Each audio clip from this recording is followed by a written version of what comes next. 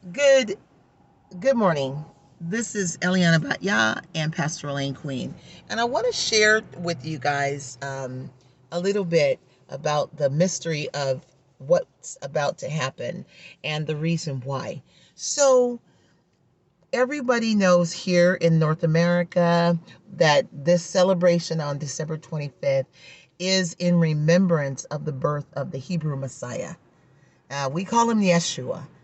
The world calls him Jesus. In certain cultures, they call him Jesus Christo, Jesus Cristo, Yeshu in some cultures, Yesu in others, and there are many other names that he is known by in different cultures according to their language. And so the real thing, the real issue is that the world needs to really understand that yes, there was a Messiah that was born, that came into the world. He was born in the Middle East. He was born in the little town of Bethlehem, which is a very important town in Israel. Um, if you know anything about the parable of when the Yeshua spoke to his Talmidim about um, that there's a light that sits up on a hill and it gives light, like no, you can't. I'm not saying it correctly. Please forgive me. He said, "No man lights a candle and puts it under a bushel, but he sets it up high so that there will be light to the whole house."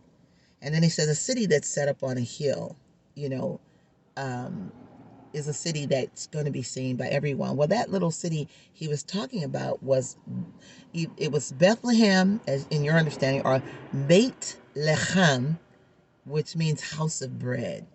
So, and that is where he was born, in Beit Lechem, the house of bread, and he is to be given out.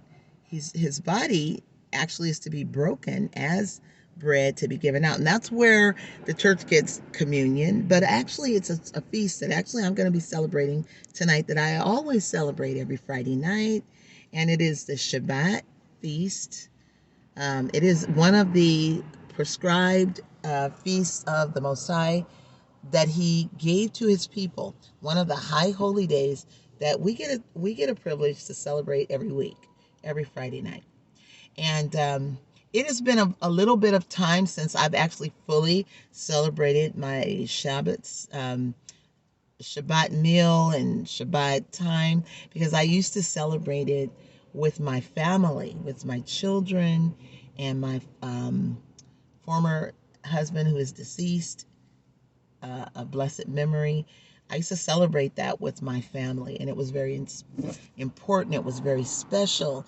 And then also with my parents and my siblings, they've all been to my house.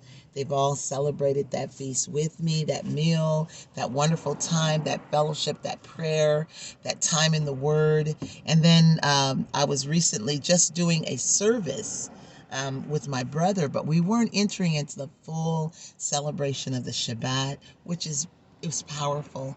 But the Most High spoke to me recently, and he said something to me. I believe my life and my season is changing. And I was telling the Most High, I said, I really don't. He said, "You're not keeping the feast with me."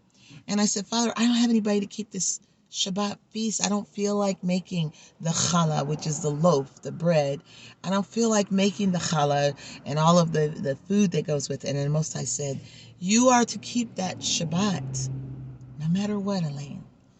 No matter what, Eliana. Keep the Shabbat." And then I remembered some of my teaching from before. Because sometimes you go through things and you forget the beautiful things and the ways of the Most High. Even though you're doing something, you're active and you're involved in the house of the Most High Yah, or you're interacting with people, but you forget the details of how to be in fellowship with the Most High. And that's kind of the topic of what I'm talking to you about. Um, Sometimes you can forget. You can be so busy doing that you forget the little things. And so the Most High said, "Keep that feast before me, just me and you." And I said, "Oh, yeah." And I'm in a season where I feel that the Most High has said, I'm drawing you back to that first love, that place where you delighted yourself also in the Most High, so much so it didn't matter to you. It didn't matter if you were outside, inside, with people, without. You were just in a place with me in fellowship. And so I feel that that's exactly the place the Most High is bringing me back to, just inquire of the Lord and be in His presence and in the temple. And the scripture said, delight yourself also in the Lord. He will give you the desires of your heart. And so, I just feel like it's a new season. I feel like it's a new time. I feel a time of refreshing coming in the presence of the Most High. I'm looking forward to this. I'm looking forward to being in His presence and experiencing that time, that Shabbat time with Him, and that quietness and the joy. And if you've never properly kept a Shabbat, oh my gosh, wow. Wow, it is so, wow. You can see my face is starting to glow. Oh, man. Being in His presence like that is tremendous. All I can say is this, it's tremendous. It's a divine appointment with the Most High Yah. And to be called into His presence is awesome. So I'm going to begin again. And I'm going to make sure that all of my 23, I'm in His presence, especially on that most holy day. It's powerful. I don't know what to say. You have to experience it. When the Most High turns my captivity, my situation, and I have my own home, I'm going to invite people to experience the Shabbat with me. You will be touched by His presence. You will be transformed by His presence. It's going to be a powerful time, but I'm not ready yet. I need to begin again to lay the foundations of that kind of worship and that kind of intimacy before the Father. Again, it's a beautiful time. So that's what I want to talk to you about. The whole reason that people are celebrating in this way, no matter how they're doing it on this date. Technically, we know that the Messiah could never have been born in a winter, a freezing cold month, right? Because the shepherds were in the field, sleeping under the stars and taking care of their sheep. So we know that that couldn't be. This time could not be truly. But it is a time that in North America we've set aside to honor and remember that there is a Mashiach that was born, a Messiah that was born, a son that was given to the world. And so people choose to celebrate. And for the world, it's very pagan. It's very about money. It's about boasting and gifts. But for the believers that believe in the Most High Yah, it's also a time to give as a gift was given, but it's also a time to know that our Messiah is also the Son of the Most High Yah, and that He came for a specific purpose and to do the will of the Father, which is in heaven. So it's a beautiful, powerful time when you really understand what's going on. It's a powerful time. It's a powerful time to reflect and to remember, because the scripture tells us sometimes to remember, but then again it says, remember not the former days, neither consider the things of old, because behold, I do a new thing. And I particularly think that is pertaining to the fact of when we experience bad things, we're not to keep those things. Something was brought to my attention the other day that I wasn't aware of, about how I communicate at certain times about certain issues that have entered my life and have exited my life. But the way I tell the story is as if they're still there. And I wasn't aware of that to the detail, to the depth. And so now it's a time for me to make a change and to reflect the glory and always Remember where the Father brought you from, but don't dwell in the past.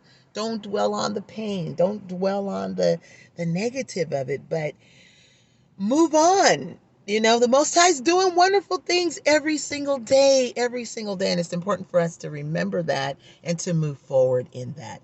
So that is what I want to share. In this time of your celebration, remember the good things. Remember the purpose. Remember the reason. Remember, we serve a mighty Yah that loves us unconditionally. He will never leave us. He will never forsake us. He will be with us even until the end of the age. Indeed, even until the end of the world. Absolutely until the end of our physical existence right here on the earth. When we live, the Most High said for us to live, it is the Messiah. And for us to die, it is gain. We are going to be in the presence of the Almighty. And so it's a beautiful thing. You know, let us always remember to have that compassion. Let us remember those that are less fortunate than ourselves. Let us remember to feed the hungry, feed the poor, clothe the naked. Do all that we can to bring the glory of the kingdom of the Most High Yah down to the earth. The earth is unworthy. We are unworthy. But the Father oh, how He loves you and I. The sacrifices the Father has made and the provision that He has made for us to be able to enjoy His presence. Let's not forget that. Let's not forget that in this time. Let's not forget it at all times. He is the Most High Yah. It is He that has made us, and not we ourselves. We are His people. We are the sheep of His pasture. And yes, we are the workmanship of His hands. Make it a wonderful, great, and beautiful day. Shalom and Erev Shabbat Shalom.